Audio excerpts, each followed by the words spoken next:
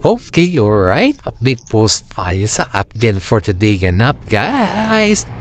Eto na naman tayo, guys, sa mga update natin tungkol sa update. Hey, guys! Ito na naman tayo, guys, ha. Ayon dito sa ating legit na sources ay may binubuo na naman na movie sila, ha.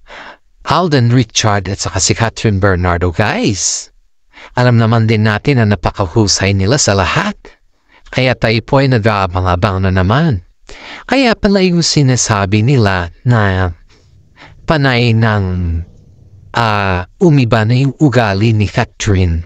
Dahil pala dun sa kanilang gaganapin na movie. Kumbaga ay iba na yung character ni Catherine dun. Pero kumbaga napapractice lang siya.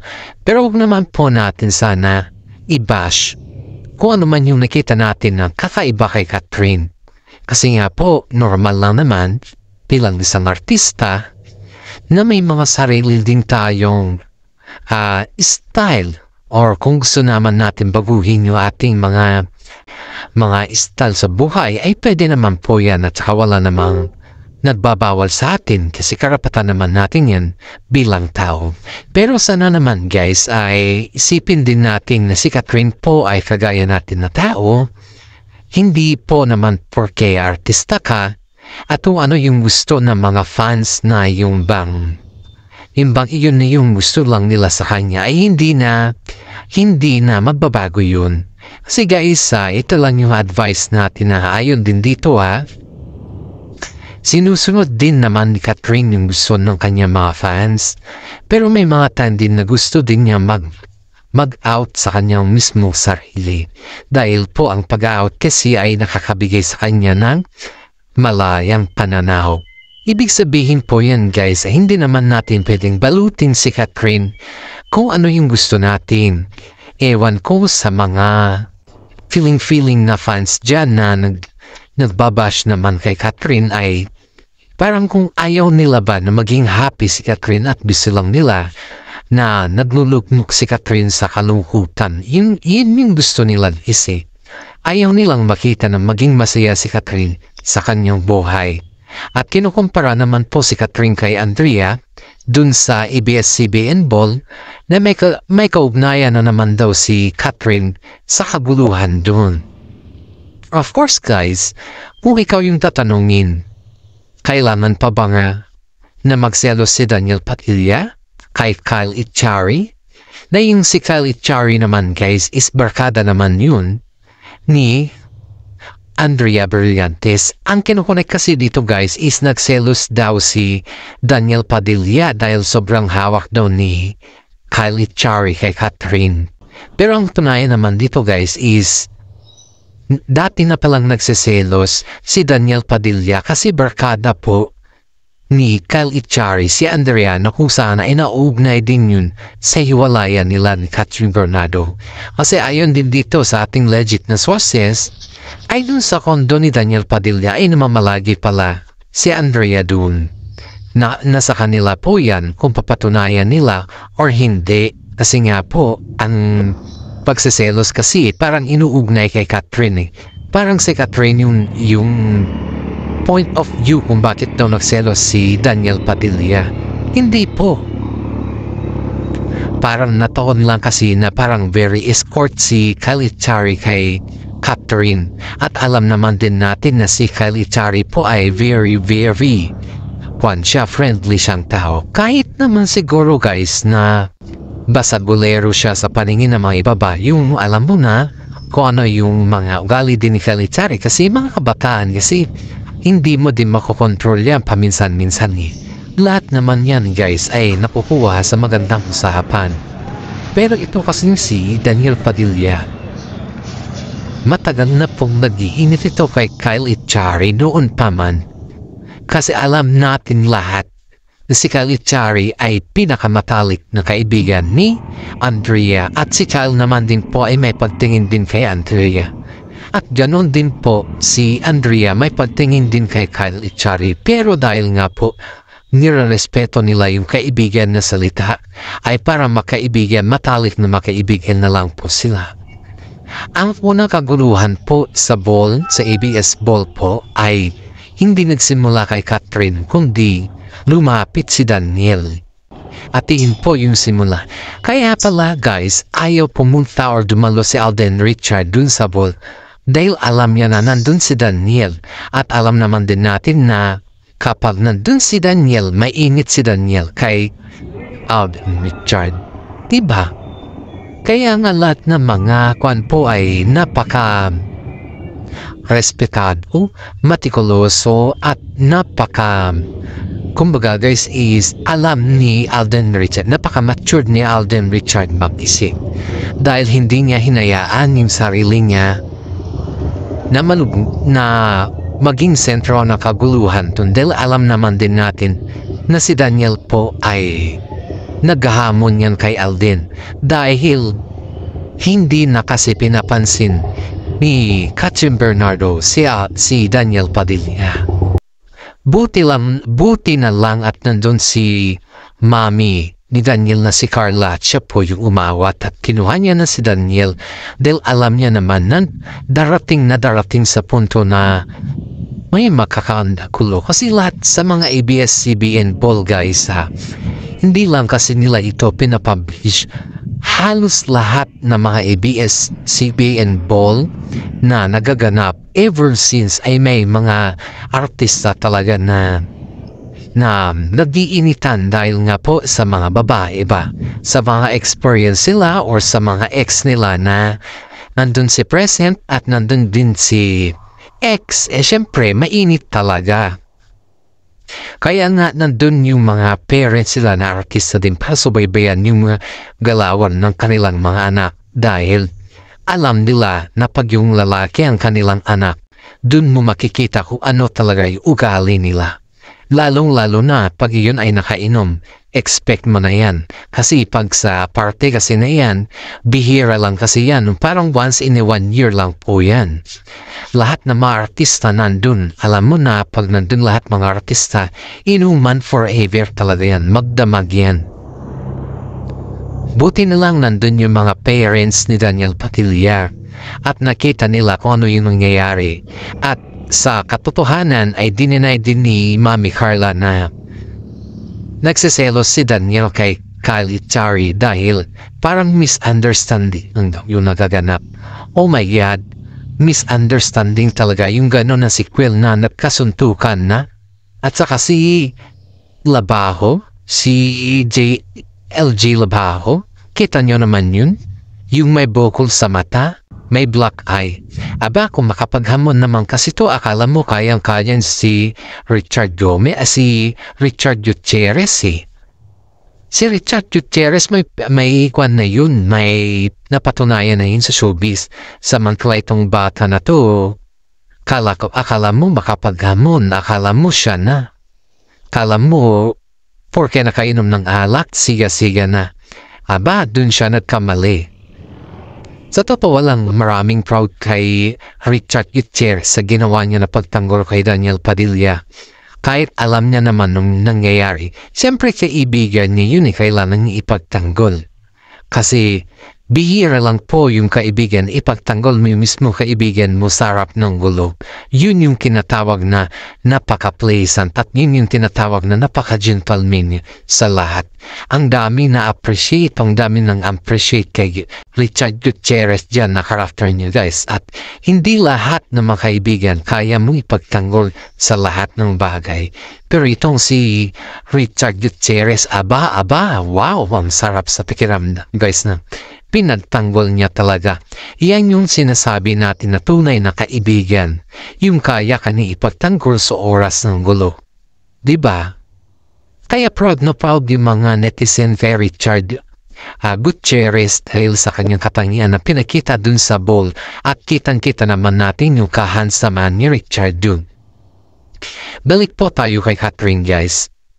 Nakipag-shake hand naman po si Richard kay Catherine dahil nga po ang nababas kasi doon ay si Catherine daw yung kaya daw nagkaroon ng gulo ay dahil daw kay Catherine at Tyre na talagang pinatindi daw ni Kyle na paghawak kay Catherine para magselos daw si Daniel Padilla. Ang tanong guys, bakit nagselos si Daniel Padilla? Pero ang katunayan naman guys, hindi naman kay Catherine yung pinagsiselosan niya, kundi si Andrea. Kasi di ba hawak-hawak ni Kalichari si Catherine tapos sumapit si Andrea. Nagkaroon ng konting tanong konting kamustahan. Siyempre magkaibigan mga yun guys eh. At saka siyempre alam mo naman si Kel, pagkaibigan yung tao, kaibigan talaga ang turing. Pero itong si Daniel talaga, naghahanap lang ng panahon para makausap niya si Catherine. Pero kita daw na makasama ni Catherine doon na nilalayo talaga ni Catherine yung kanyang sarili kay Daniel dahil alam niya na naghahanap lang ng panahon or tiyempo si Daniel para kay Catherine. Pero kumbaga tinitignan niya lang kung saan yung availability na oras kay Catherine. Nakita daw kasi ni Daniel na umaaligid si Kyle kay Catherine kapag lumalapit si Daniel ay lumalayo din kasi si Catherine. Kaya napansin daw ni Kyle na medyo may gustong ipapahiwatig si Daniel sa kanya na layuan mo muna si Catherine para kausapin ko siya. Parang ganon siguro.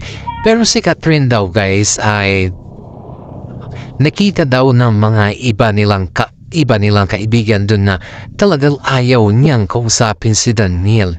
Kaya inaksyonan daw si Kyle at ito naman si Andrea lumapit daw kay Kyle at yun nag-usap daw sila ni Kyle. Dun na naman yung nakita ni Daniel na napahawak daw si Kyle dun sa baywang ni Andrea. Dun na daw nang-spark yung galit ni Daniel Padilla guys. Kaya kung tutuusin natin ay hindi siya nagsiselos kay Catherine kundi kay Andrea yung reason. Kaya ang daming nagsasabi na parang pinapalabas ng nila na si Daniel Padilla nagsiselos kay Kyle dahil kay Catherine dahil hindi niya binigyan ng space yung dalawa. Hindi po guys, ang totoo talaga is kay Andrea Brillantes. Kaya nga po si Andrea that time nung nakita daw ni Daniel na sobrang yung hawak ni Kyle kay Andrea ay medyo lumayo daw si Andrea kasi inaksyonan daw niya. Si Daniel daw ay inaksyonan niya si Andrea. Siyempre alam mo naman na may tinatago sila Andrea, diba? Kapag ikaw naman ay may something kayong dalawa, siyempre sa mata pa lang ng kasama mo, alam mo na ang meaning yun. Alam mo na kailangan mo nang lumayo. At saka isipin mo din na yung mata pa lang niya, alam mo na may something na. Kaya yung sa atin dito guys, wag natin pahabain yung issue na nagsiselo si Daniel Padilla kay Kyle dahil kay Catherine, kundi dahil kay Andrea. Ang management nila Catherine guys ay kinuusap daw sila na masinsinan. After that event, kinubukasan ay nagkaroon ata ng konting usapan sa kanila. Siyempre hindi naman sila pinagharap guys kasi nga po alam naman din natin na ayaw talaga ni Catherine kay Daniel na kausapin. Ayaw niya talaga mabigay ng mga space or time kay Daniel. Kasi kilala naman natin si Daniel Gusto niya talagang makuha si Catherine kahit kailan. At alam naman din natin na si Daniel ay may nililigawan na nasa Baguio. Ganong katindi si Daniel.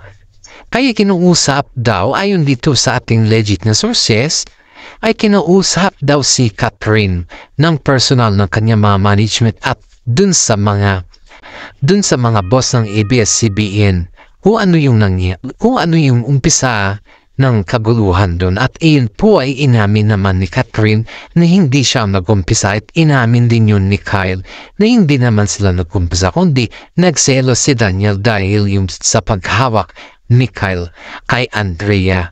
Kaya nga po natatawa na lang daw yung management nila dahil ang lumalabas sa media ay nagsiselos si Daniel dahil kay Catherine sa paghawak ni Kyle.